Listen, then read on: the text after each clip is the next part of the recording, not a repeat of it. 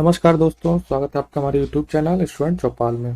दोस्तों, आज हम इस वीडियो में पार्ट 2 सॉल्व करेंगे। इससे पहले पार्ट 1 में 70 क्वेश्चन मैंने सॉल्व करा दिया है। तो जो भी स्टूडेंट इस वीडियो को पहली बार देख रहे हैं उनको हम बता दें कि पीजीटी नागरिक शास्त्र के लिए प्रैक्टिस सेट चालू किया है। और ये जो प्रैक्टिस सेट है ये यूथ कंपटीशन मैगजीन का प्रैक्टिस सेट है। तो जो भी स्टूडेंट यूथ कंपटीशन मैगजीन के क्वेश्चन पेपर को सॉल्व करना चाहते हैं, अपनी तैयारी को बेहतर करके एग्जाम में जाना चाहते हैं, तो उन सबसे रिक्वेस्ट है वीडियो को पूरा देखिए। और चैनल को अगर अभी तक आपने सब्सक्राइब ना किया हो तो प्लीज़ सब्सक्राइब कर दीजिए। उससे आपका कोई नुकसान नहीं है, थोड़ा सा हमें मोटिवेशन मिलता है कि हाँ, लोग चैनल से जुड़ रहे हैं तो वीडियो बनाने में भी इंटरेस्ट रहता है। क्योंकि दोस्तों एग्जाम, सभी का एग्जाम बहुत नज़दीक है, तो आपके लिए टाइम निकाल के वीडियो बना रहा हूँ। मुझे लग रहा है कि वीडियो बनाने से कुछ स्टूडेंट का लाभ हो सकता है, तो इस वजह से मैं वीडियो बना रहा हूँ। तो आप लोग की जिम्मेदारी है कि वीडियो को शेयर कर दीजिए और हमें सपोर्ट करिए। चलिए दोस्तों, चलते हैं सीधे प्रश्न पे। और जो भी स्टूडेंट 70 क्वेश्चन तक ना देखे हो तो इससे पहले वीडियो में चैनल पर अपलोड है, उसको देख लें, ये उसके आगे का है। तो चलते हैं। तो क्वेश्चन नंबर 71, तो निम्नलिखित में से कौन संप्रभुता के वैधानिक सिद्धांत का आलोचक नहीं है? तो आपको बताना है कि संप्रभुता के वैधानिक सिद्धांत का आलोचक कौन नहीं है। तो आपको पता होगा कि क्रैब ये आलोचक है, हालैंड ये भी आलोचक है, डिग्बी ये भी आलोचक है। तो इसका राइट आंसर हो जाएगा ऑप्शन नंबर सी, इसका राइट आंसर हो जाएगा। तो जो गार्नर है ये संप्रभुता के वैधानिक सिद्धांत का आलोचक नहीं है। चलते हैं अगले प्रश्न पे। क्वेश्चन नंबर 72, प्लेटो के अनुसार न्याय है। तो आपको बताना है कि प्लेटो के अनुसार न्याय है। तो थोड़ा सा न्याय के बारे में बता दें हम आपको कि न्याय, आपको पता हो कि एक जटिल संकल्पना है। और प्लेटो जो है उसने न्याय को कई आधार पर परिभाषित किया, जैसे सामाजिक आधार, राजनीतिक आधार, आर्थिक आधार, और कभी कभी नैतिक आधार पर भी बात करता है। तो जैसे राजनीतिक और सामाजिक के बारे में बात करते हैं। राजनीतिक, तो प्लेटो ने कहा है कि जो राजनीतिक आधार पे है, या उसको व्यक्तिगत आधार पे कह लीजिए, कि व्यक्तिगत आधार पे प्लेटो कहता है कि मतलब जो भी व्यक्ति है, और व्यक्ति में उसने, आपको पता है कि जब प्लेटो का आप पढ़े होंगे तो पता है कि प्लेटो कहता है कि जिस व्यक्ति में जिस गुण की अधिकता हो वो उसे से संबंधित कार्य करे। जैसे मान लीजिए कोई साहस वाला व्यक्ति है, उसके अंदर साहस गुण की प्रधानता है, तो प्लेटो का मानना है वो सेनापति का काम करे, उसमें वो ज्यादा बेहतर करेगा। किसी को धन कमाने की ज्यादा लालसा है तो प्लेटो का मानना है कि आप वो बनिए वाला काम करे, व्यापार करे, तो वो ज्यादा है। तो प्लेटो कहता है कि विवेक, साहस और वासना में सामंजस्य स्थापित करना ही न्याय है। तो ये प्लेटो ने ये जो विवेक, साहस और वासना है, ये 3 गुण आदमी के बताए हैं। तो इन्हीं गुणों के आधार पर वो समाज को बांटता है। तो प्लेटो कहता है कि व्यक्तिगत आधार पे कि न्याय क्या है, तो कहता है कि विवेक, साहस और वासना में जो सामंजस्य स्थापित करे वही न्याय होता है। और जब सामाजिक आधार पर बात होती है तो बोलता है कि विवेक, साहस और वासना, तो इन तीनों के आधार पर एक प्लेटो एक वर्ग बनाता है। जैसे जो विवेकशील व्यक्ति है वो अध्यापन कार्य करे, साहसशील व्यक्ति है वो सैनिक वाले फील्ड में जाए, और वासना वाला जो आदमी है वो व्यापार करे। तो इनके आधार पर जो 3 वर्ग बढ़ जाता है, तो समाज के तीनों वर्गों द्वारा अपने कर्तव्यों का निष्पादन करना तथा दूसरे के कार्यों में हस्तक्षेप न करना ही न्याय है। तो प्लेटो ये कहता है कि समाज के जो भी वर्ग हैं वो अपना अपना कार्य करें और दूसरे के कार्यों में हस्तक्षेप ना करें। तो ये थोड़ा सा मैंने नया कॉन्सेप्ट बता दिया प्लेटो का। तो अब आप जो लोग भी वीडियो देख रहे हैं, ये कॉन्सेप्ट समझने के बाद आप इसका आंसर खुद कर सकते हैं। तो इसका आंसर आप कमेंट करके बताइए तो मुझे बहुत अच्छा लगेगा। तो 72 का जो राइट आंसर है आपको कमेंट करके बताना है। चलते हैं अगले प्रश्न पे। यदि प्लेटो आज जीवित होते तो वे आधुनिक साम्यवादियों से अधिक साम्यवादी होते, यह कथन किसका है? तो क्वेश्चन नंबर 73 का कथन है, ये इसका राइट आंसर होगा ऑप्शन नंबर 3, मैक्सी का कथन है। चलते हैं अगले प्रश्न पे। The political theory of possessive individualism Hobbes to Locke नामक पुस्तक का लेखक कौन है? तो आपको बताना है इसके पुस्तक के लेखक कौन है। तो सीवी मैकफर्सन इसके लेखक हैं। और ये जो पुस्तक है ये ये पुस्तक मतलब प्रभावशाली पुस्तक है, बहुत ही इम्पोर्टेंट बुक है पॉलिटिकल साइंस में, तो इसको आप याद करिएगा। चलते हैं अगले प्रश्न पे। 75 को आपको मिलान करना है, तो इसका मैं जो राइट आंसर है वो आपको मैं मिला के बता दे रहा हूँ। मानकीय राजनीतिक सिद्धांत का जनक जो है वो प्लेटो को कहा जाता है। राजनीति के विज्ञान के जनक, तो इसका आप जानते होंगे, इसका अरस्तु इसका राइट आंसर होगा। और प्रत्यक्षवाद का जनक कहा जाता है, प्रत्यक्षवाद का जो जनक है वो सही इसका मिलान क्या हुआ, अगस्त काम्टे। और आधुनिक राजनीतिक चिंतन का जनक मैकियावेली को माना जाता है, यह भी आपको पता होगा। तो सी का तीसरा और डी का चौथा जिसमें होगा वही इसका राइट आंसर होगा। तो इसमें देखिए सिर्फ एक ही ऑप्शन में है, सी का तीसरा और डी का चौथा, तो इसका राइट आंसर होगा ऑप्शन नंबर डी, इसका राइट आंसर होगा। तो दोस्तों अगर मान लीजिए आपको इन दोनों में कंफ्यूज था या नहीं पता था, तो अगर इनमें से कोई पता होगा तब भी आपका ये क्वेश्चन सॉल्व हो जाता है। तो आपको एग्जाम में स्मार्टनेस का भी प्रयोग करना है और ऑप्शन को एलिमिनेट भी करना आपको सीखना होगा। चलते हैं अगले प्रश्न पे। 76, निम्नलिखित में से किस विचारक ने अपनी रचनाओं में संप्रभुता शब्द का भी प्रयोग नहीं किया है?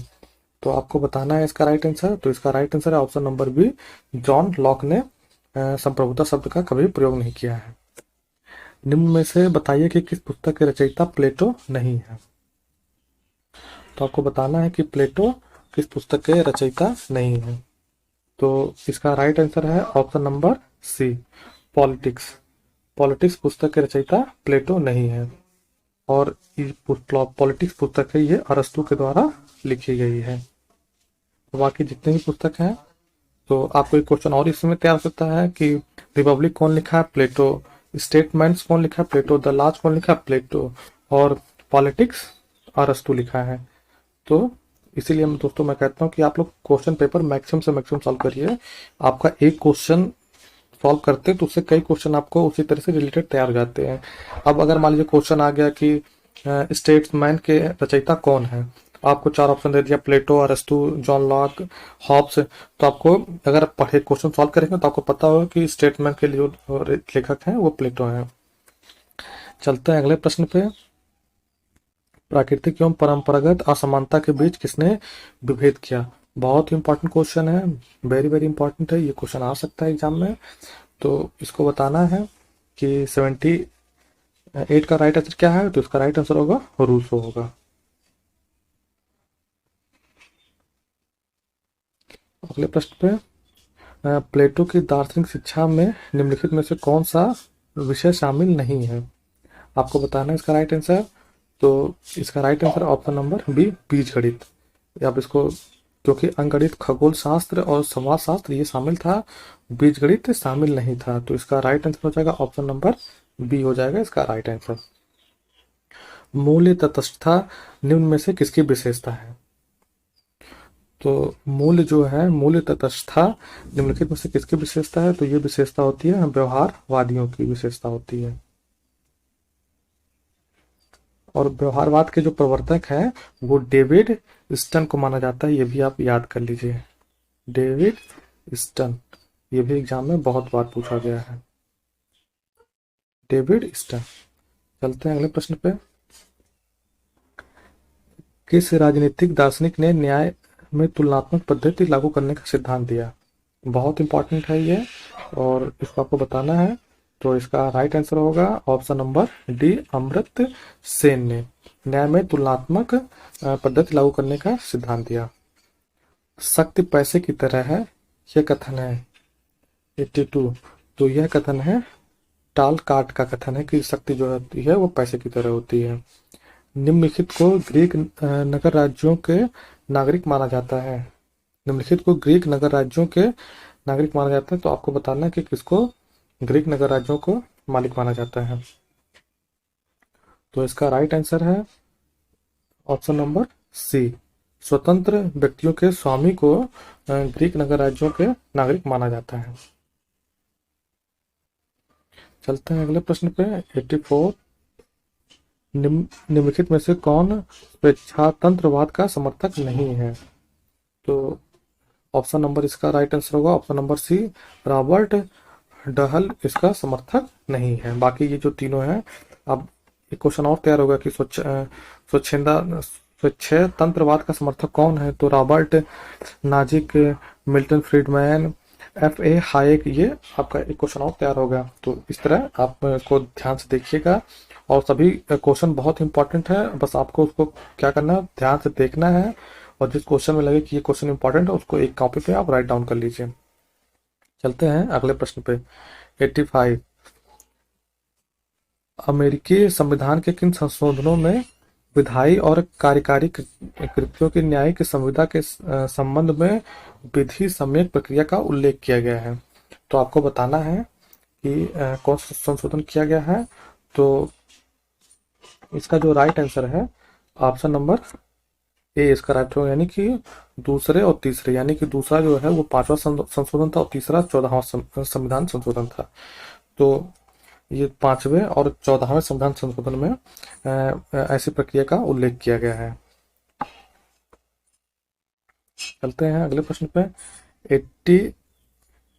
87 में प्रकाशित पुस्तक द स्टडी ऑफ एडमिनिस्ट्रेशन के लेखक कौन है? बहुत इंपॉर्टेंट बुक है, बहुत ही इंपॉर्टेंट बुक है, और इसकी एग्जाम में आ भी सकता है। तो 87 में प्रकाशित पुस्तक जो है द स्टडी ऑफ एडमिनिस्ट्रेशन, इसके लेखक है वुड्रो विल्सन। वुड्रो विल्सन इसके लेखक हैं। चलते हैं अगले प्रश्न पे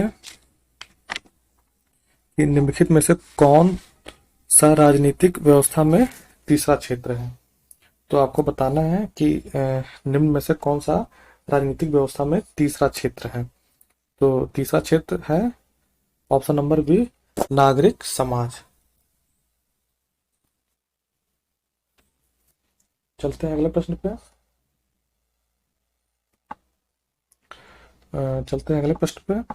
और जैसे मीडिया को आपको पता हो कि मीडिया को चौथा मतलब स्तंभ माना जाता है, और कार्यपालिका, व्यवस्थापिका और ये न्यायपालिका, ये सब लोकतंत्र के प्रमुख स्तंभ होते हैं।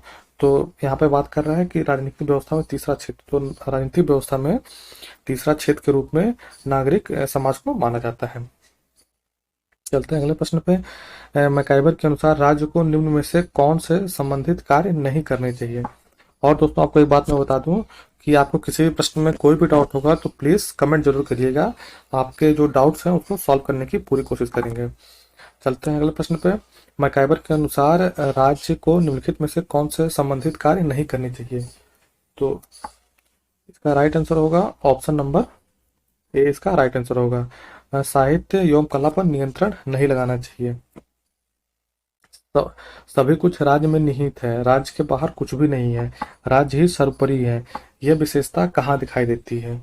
तो 89, तो आपको पता होगा कि यह विशेषता सर्वाधिकारवाद में दिखाई देती है। आप इसमें समाजवाद या साम्यवाद में कंफ्यूज मत होइएगा, ये जो विशेषता होती है ये सर्वाधिकारवाद में दिखाई देती है कि राज्य ही सब कुछ होता है। समाजवाद का संबंध मुख्यतः निम्न में से किस वर्ग से है? तो आपको बताना है कि समाजवाद का जो संबंध है वो मुख्यतः किस वर्ग से है। तो समाजवाद का जो संबंध होता है मुख्यतः श्रमिक वर्ग से होता है। नौ उदारवाद पूंजीवाद का बौद्धिक जनक निम्नलिखित में से किसे समझा जाता है? तो नौ उदारवाद पूंजीवाद का बौद्धिक जनक माना जाता है F.A. हेयक को माना जाता है। सुरक्षात्मक लोकतंत्र का एक सीमित सिद्धांत किसके द्वारा विकसित किया गया है? तो आपको बताना है इसका राइट आंसर क्या है। तो सुरक्षात्मक लोकतंत्र का एक सीमित सिद्धांत जॉन लॉक के द्वारा दिया गया है। निम्न में से किसने भारत में दल विहीन लोकतंत्र का समर्थन किया था? बहुत इंपॉर्टेंट क्वेश्चन है, बहुत ही इंपॉर्टेंट क्वेश्चन है, ये एग्जाम में पूछा जा सकता है, तो आपको इसको ध्यान से देखना है। निम्नलिखित में से किसने दल विहीन, इसको ध्यान से रखिए कि दल विहीन लोकतंत्र का किसने समर्थन किया था? तो 93 का राइट आंसर है जयप्रकाश नारायण ने दल विहीन लोकतंत्र का समर्थन किया था। चलते अगले प्रश्न पे। संयुक्त राज्य अमेरिका के राष्ट्रीय विधानमंडल के रूप में जाना जाता है, तो आपको इसका बताना है इसका राइट आंसर क्या है 94 का। तो 94 का राइट आंसर है ऑप्शन नंबर डी, कांग्रेस को जाना जाता है। उच्चतम न्यायालय द्वारा न्यायिक पुनरीक्षा के अधिकार को सर्वप्रथम कहाँ स्थापित किया गया था? ये इजी क्वेश्चन है। ये किया गया था यूएसए में, यानी कि यूनाइटेड स्टेट ऑफ अमेरिका में किया गया था।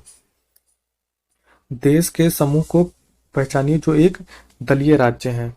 तो आपको बताना है कि जो चार ऑप्शन है इनमें कौन सा एक दलीय राज्य है। तो इसका राइट आंसर आपको बताना है। तो आपको पता होगा कि इसका राइट आंसर है चीन, उत्तर और कोरिया और वियतनाम। या इसमें क्या है, इसमें एक दलीय व्यवस्था है, एक दलीय व्यवस्था है।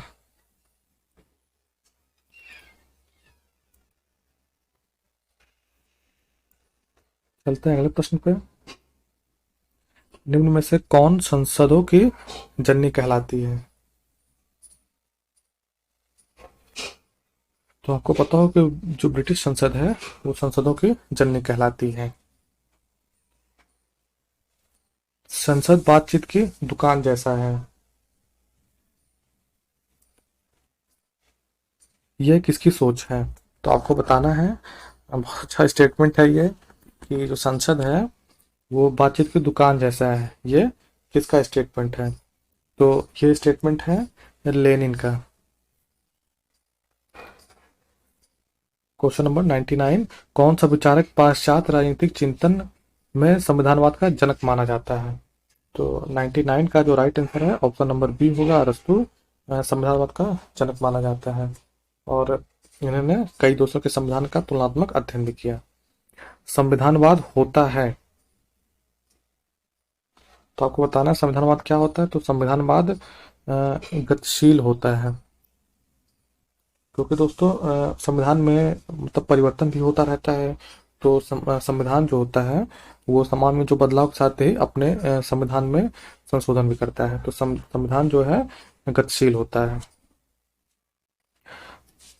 भारतीय संविधान की उद्देशिका का एक कौन सा उद्देश्य व्यक्तिवाद एवं समष्टिवाद के मध्य सामंजस्य को विशेषता सुनिश्चित करता है? तो आपको बताना है कि जो भारतीय संविधान का जो उद्देश्य है कौन सा, मतलब कि व्यक्तिवाद और समष्टिवाद में सामंजस्य स्थापित करता है। तो इसका राइट आंसर बताना है। तो इसका राइट आंसर है आपको डी, बंधुत्व। फ्रांस के राष्ट्रपति के कार्यकाल की अवधि क्या है? तो फ्रांस के राष्ट्रपति की अवधि जो कार्यकाल होता है वो 5 वर्ष का होता है।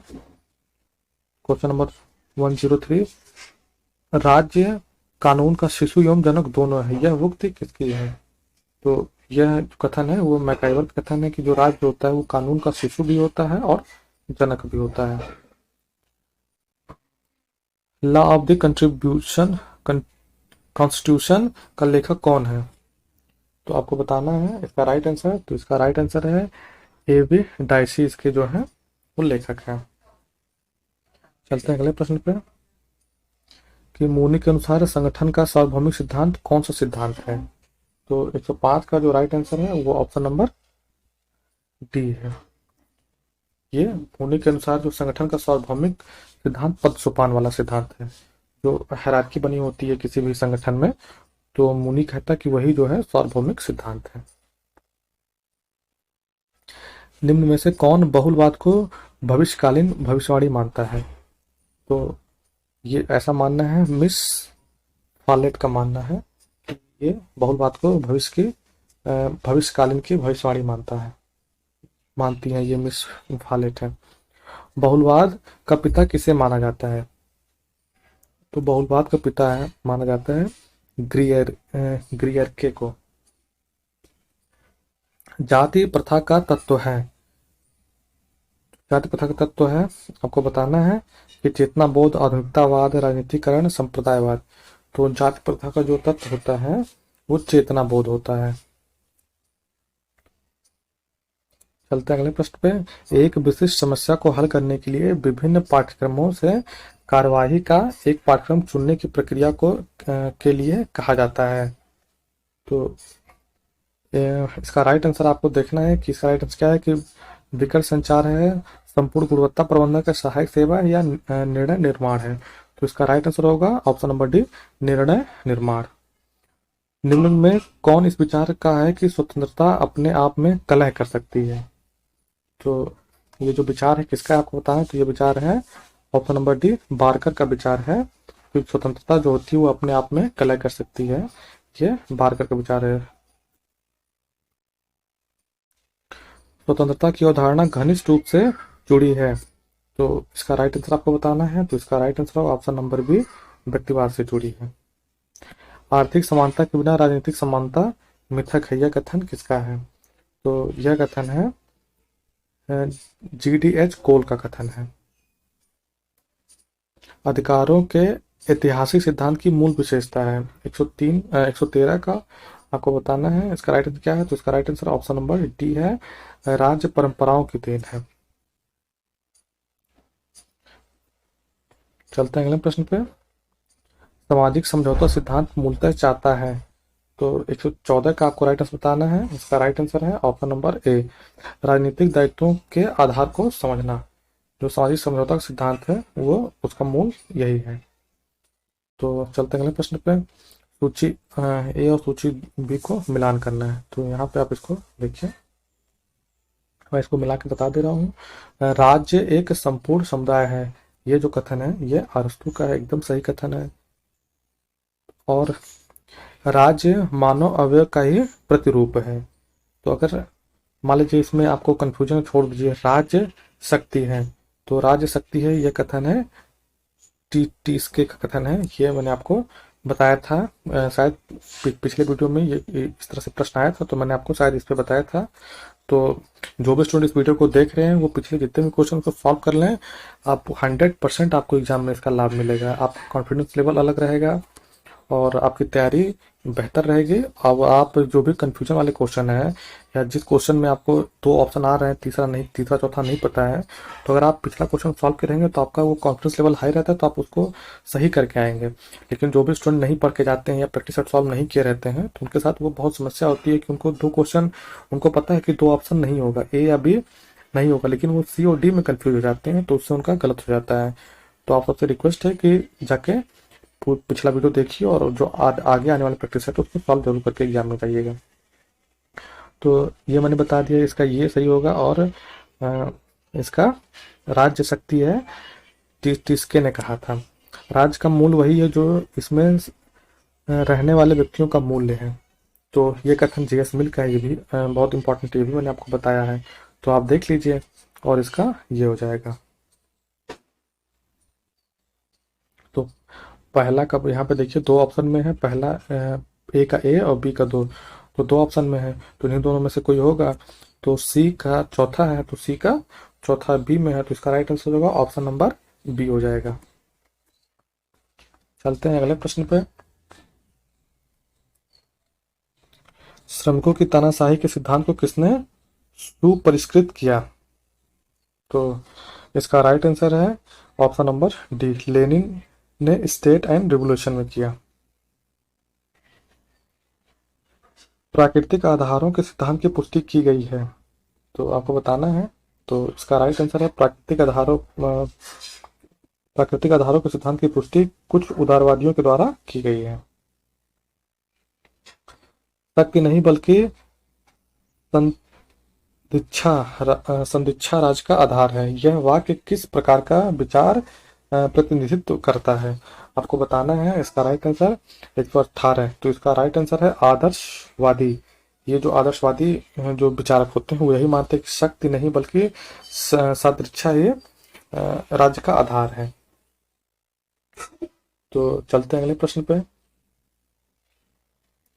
हाफ के सामाजिक समझौता में लोगों ने लेवियाथन को, आपको बताना है कि जो हाब्स का सामाजिक समझौता है उसके अनुसार लोगों ने लेवियाथन को क्या कहा है? तो इसका राइट आंसर जो होगा, लगभग सभी अधिकार सौंपे हैं।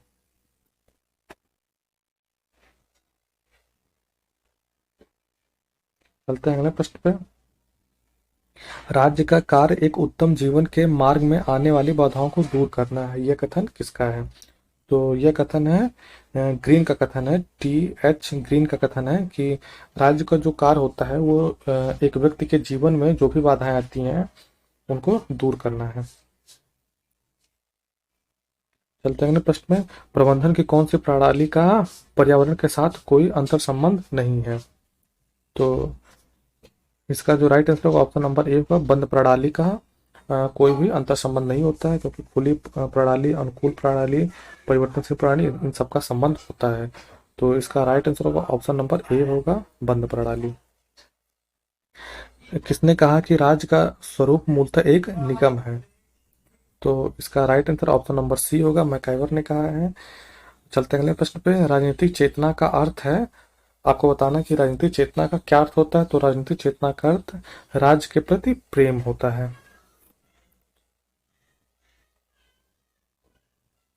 चलते हैं अगले प्रश्न पे। किसने politics in India since independence नामक पुस्तक लिखी है? तो 114 124 इसका राइट आंसर है option number A, Paul Brass ने पुस्तक लिखी है, और ये पुस्तक लिखी थी politics in India since independence 1990 में ये पुस्तक लिखी थी। चलते हैं लास्ट प्रश्न पे। राजनीतिक सिद्धांत के पतन के लिए निम्नलिखित में से कौन से कारक उत्तरदायी हैं? तो आपको बताना है कि इसमें से कौन से कारक उत्तरदायी है राजनीतिक पतन के लिए।